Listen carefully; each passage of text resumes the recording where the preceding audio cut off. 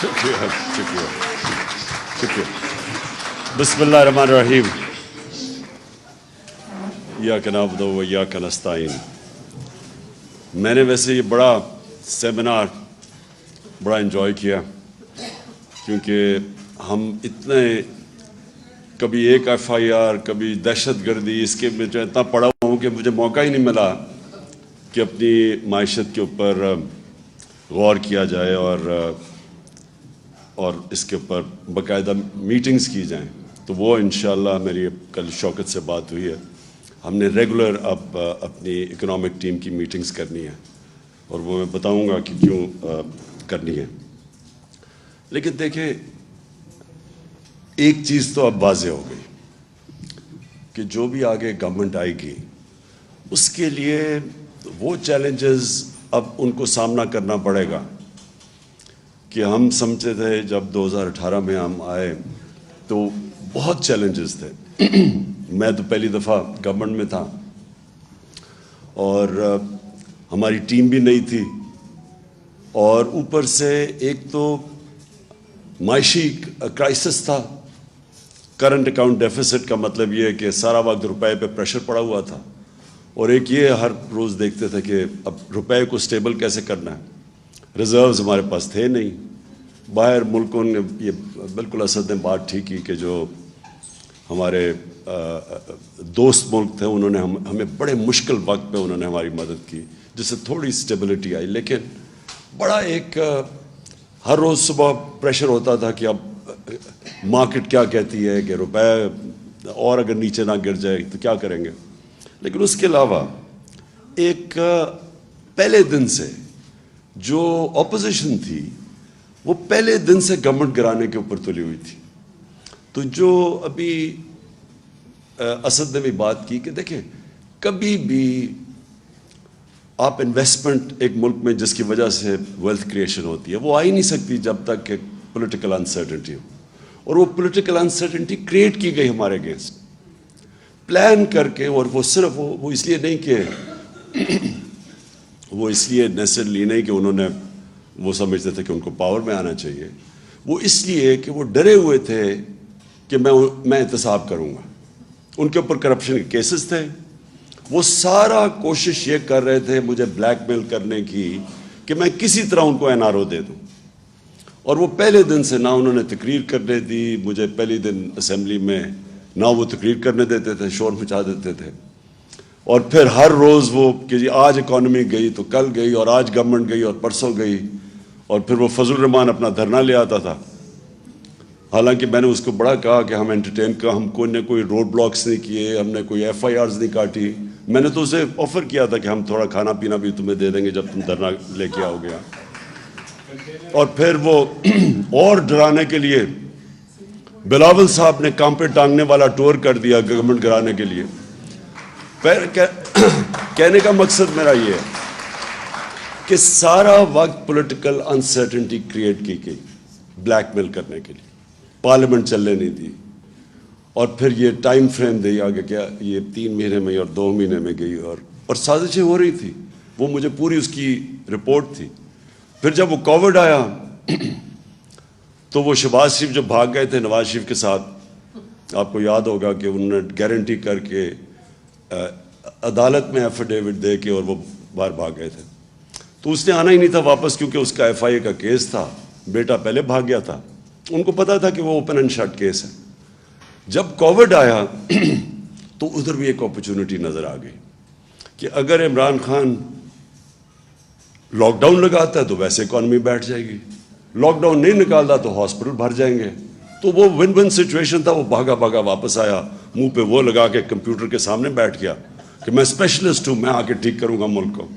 اور وہ خاقان عباسی نے اسٹیٹمنٹ بھی دی کہ شہباز شریف کو موقع دو، اس نے ڈینگی کے اندر بڑا اچھا کام کیا تھا. تو وہ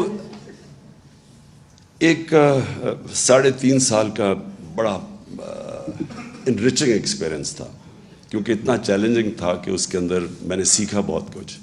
تو اس میں اکانومی بھی تھوڑی بہت سیکھ گیا، کیونکہ ہر روز ہمارے پاس بیٹھنا پڑتا تھا ٹیم کے ساتھ کہ اب یہ کرائسس ہو گیا اور فلانا کرائسس ہے. تو میں جو چیز سمجھاؤں وہ یہ کہ ہم نے کبھی بھی اپنے ملک میں سوچا ہی نہیں ویلتھ کریشن کا ایکسپورٹس بڑھا کے. یہ ایسٹ ایشین ٹائیگرز ہمارے سامنے نکل گیا آگے, اور وہ مجھے یاد ہے ہر دوسرے دن آتا تھا کہ میں جی پاکستان کو ایشین ٹائیگر بنا دوں گا, کوئی کہتا تھا. لیکن ایشین ٹائیگر تو بنا تھا ایکسپورٹس بڑھا کے. اور پھر چائنا کی بھی ساری جو گروتھ دیکھی انہوں نے کانسنٹریٹ کر کے ایکسپورٹس بڑھائی تھی. مجھے یاد ہے مہاتر محمد سے میں 20 سال پہلے ملا تو وہ مجھے بتا رہے تھے کہ ہم نے باقاعدہ ایکسپورٹس بڑھانے کے لیے پہلے ہم نے الیکٹرانکس کی اس کو کاٹیج انڈسٹری بنایا. گھروں کے اندر ہم نے چھوٹے چھوٹے اسمبلی پلانٹس لگائے. ادھر سے پھر ہم نے ڈیولپ کر کے آہستہ آہستہ وہ $80 بلین کی ان کی پرائمری ایکسپورٹس تھی پہلے ربر یا ٹن کی, وہ ساری انہوں نے الیکٹرانکس کے پورا انہوں نے اپنی اکانومی اٹھا دی. یہاں کبھی کسی نے کوشش نہیں کی. اور خاص طور پہ یہ جو پچھلے 5 سال میں ہمارے آنے سے پہلے آپ ذرا دیکھیں تو صحیح, وہ ابھی گراف جو شوکت نے دکھایا وہ ایکسپورٹ اسٹیگننٹ تھی. اور ایکسپورٹس اگر آپ کی بڑھ نہیں رہی تو ملک کا کیسے آگے بڑھ سکتا ہے. اور وہی ہوتا ہے, تھوڑی سی ہماری گروتھ ریٹ اوپر جانے لگتی ہے, کرنٹ اکاؤنٹ کے اوپر پریشر پڑ جاتا ہے, وہ پھر ہمیں IMF کے پاس جانا پڑتا تھا, اور اسی سائیکل میں ہم پھنسے ہوئے تھے. تو ہم نے آتے ساتھ ہی پھر جب کوشش کی ایکسپورٹس کے اوپر, اور بڑا زور لگایا ایکسپورٹس کے اوپر, اور پہلی دفعہ ایکسپورٹرز کو بلایا, کانسنٹریٹ کیا کہ ہم کیسے ان کی مدد کر سکتے ہیں. باہر بھی گیا میں, جتنے بھی دورے تھے تو میری پوری کوشش ہوتی تھی ہم اپنے ایکسپورٹرز کو ساتھ لے کے جائیں تاکہ ان کی کسی طرح ان کی مدد کریں, کہ اس کے بغیر تو کچھ نہیں ہونا تھا. دوسرا ہمارا اثاثہ اوورسیز پاکستانی ہے, کیونکہ میرا انٹریکشن ان سے بہت زیادہ ہے, اور مجھے انہوں نے سپورٹ جس کو کہتے ہیں فورن فنڈنگ,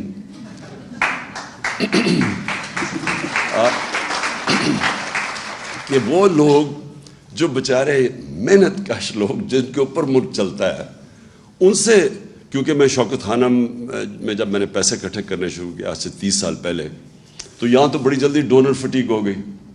تو میں پھر جدھر پاکستانی تھے دنیا میں, تب سے میرا ان سے ریلیشن شپ ایکچولی میرے پہلے بھی تھی کرکٹ کی وجہ سے, کیونکہ ہم جب کرکٹ باہر کھیلتے تھے تو اوورسیز پاکستانی آ کے سپورٹ کرتے تھے. لیکن جب میں نے شوکت خانم کے لیے پیسے اکٹھے کیے تو میں پھر باہر نکل گیا. یہاں لوگ جو لوگ بڑے پیسے والے تھے وہ باہر سے کہہ دیتے تھے کہ کب وہ آفس میں نہیں بیٹھا صاحب, تو میں تب باہر نکل گیا. تو میرا اوورسیز پاکستانیز نے میری پھر مدد کی.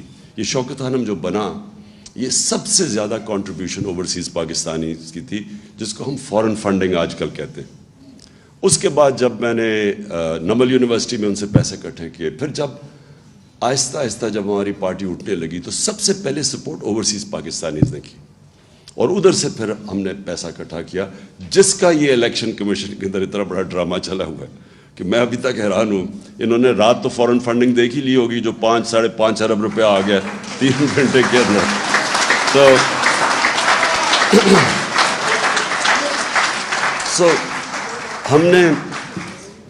میں تب بھی جب میں اوورسیز پاکستانیز کو ملتا رہا تو میں نے ہمیشہ, میرے دل میں یہ تھا کہ ایک دن آئے گا کہ یہ پاکستان کو بیل آؤٹ کریں گے.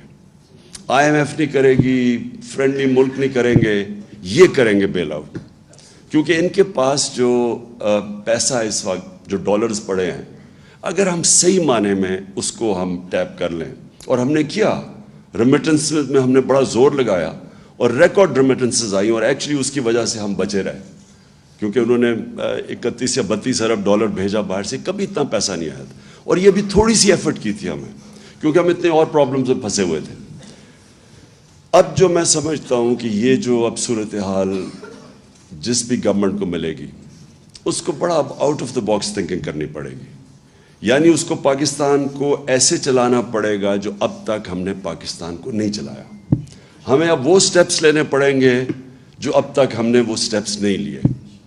ہمیں پہلے سے, اب جو میری شوکت سے کل بات ہوئی تھی, اب پہلے سے ہمیں وہ تیاری کر کے آنی پڑے گی جو ہم نے 2018 سے پہلے نہیں کی. وہ کر بھی نہیں سکتے تھے, کیونکہ ہمیں پہلی پریزنٹیشن تو ملی جب میں پرائم منسٹر آفس میں تھا, تو مجھے تو پہلی دفعہ پتہ چلنا شروع ہوا کہ وابڈا میں کتنا حالات ہے, تو پینشنز اب کدھر تک پہنچ گئی ہیں. مجھے تو آئیڈیا ہی نہیں تھا ان چیزوں کا. میں وہ دیکھ رہا تھا کہ جب جو بائیڈن جب پریزیڈنٹ بنا تو 2.5 مہینے پہلے پریزیڈنٹ جب الیکٹ ہوا اور آفس میں گیا, 2.5 مہینے پہلے اس کو پریزنٹیشنز ہر ڈپارٹمنٹ نے دی.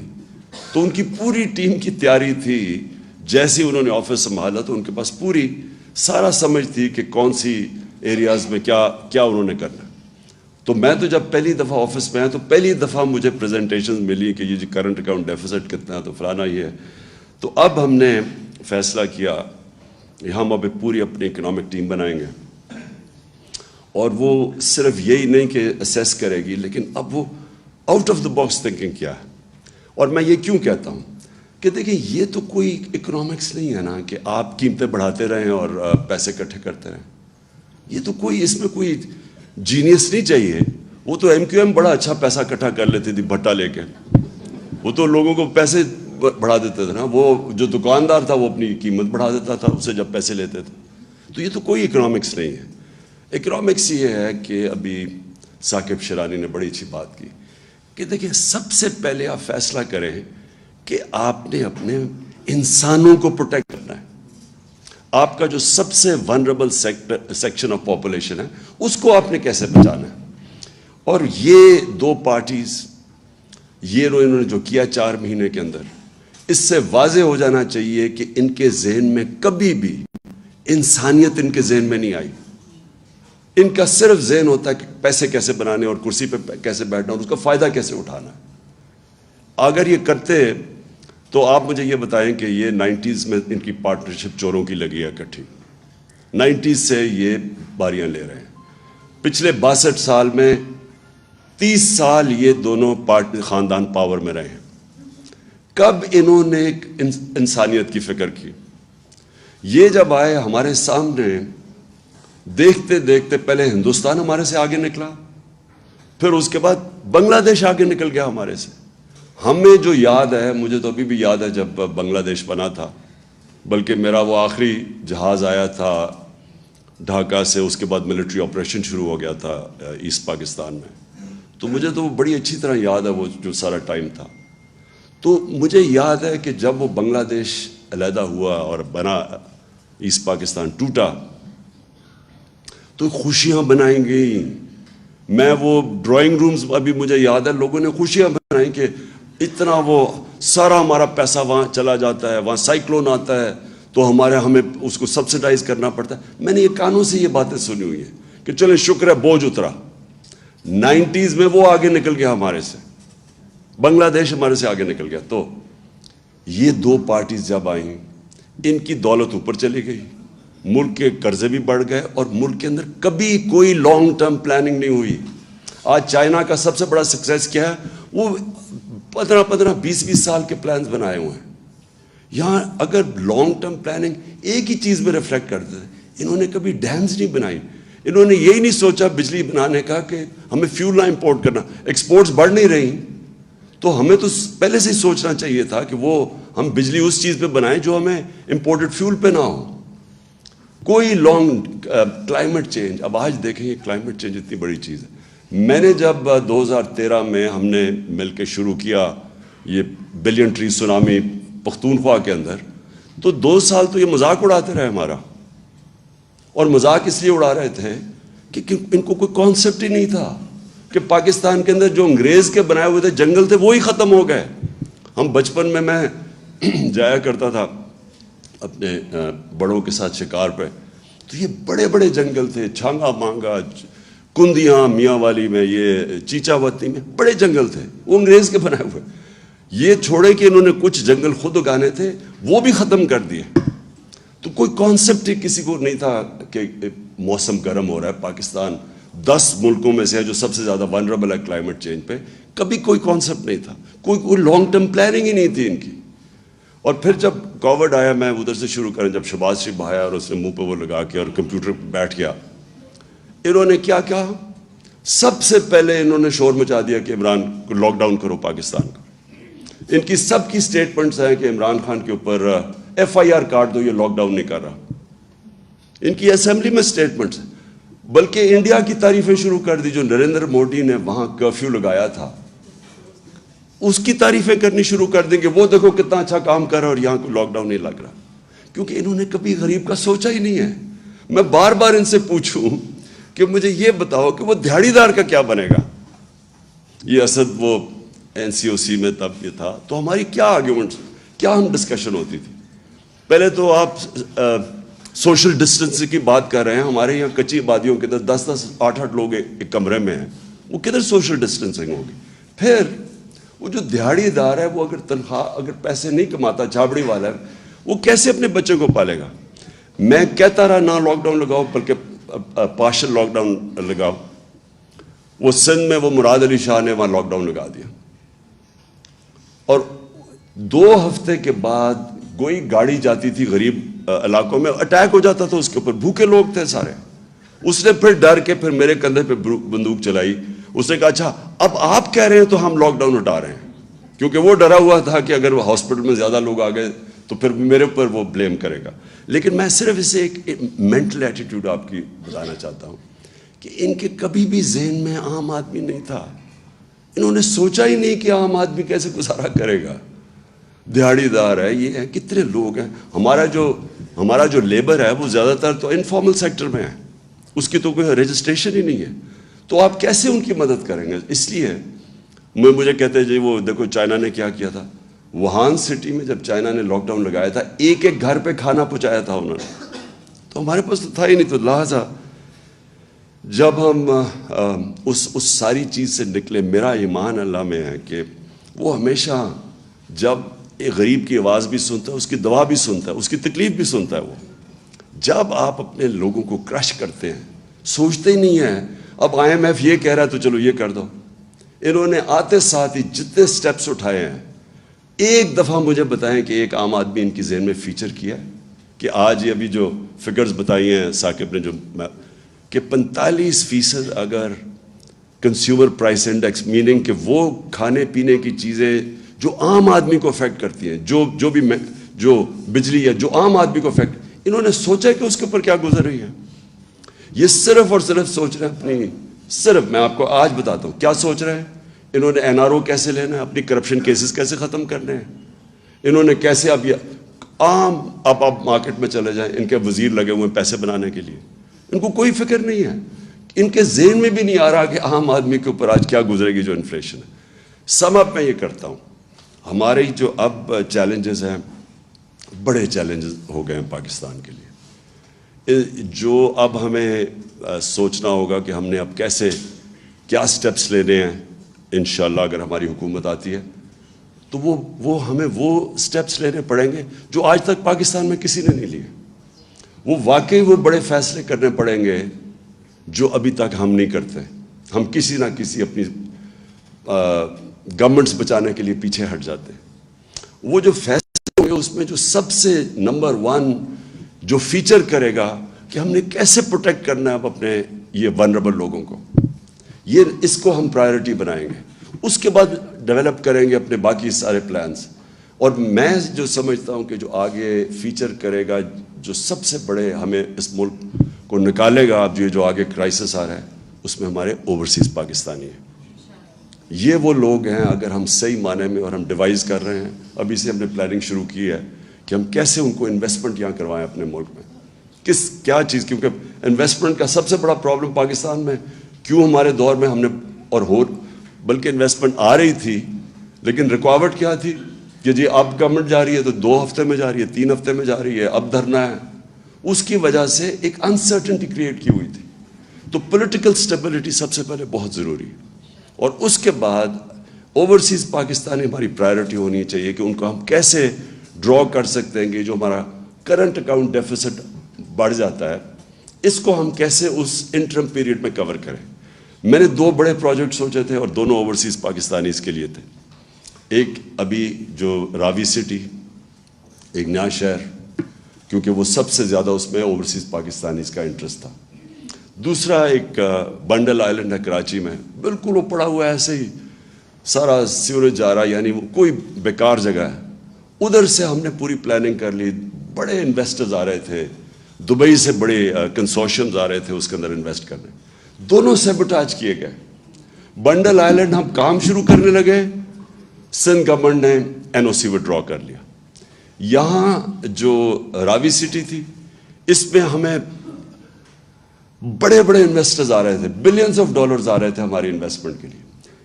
11 مہینے ایک جج نے اسٹے آرڈر دے دیا, روک دیا پروجیکٹ اس نے. 11 مہینے. اور ہمیں پتہ ہے کدھر سے پریشر تھا.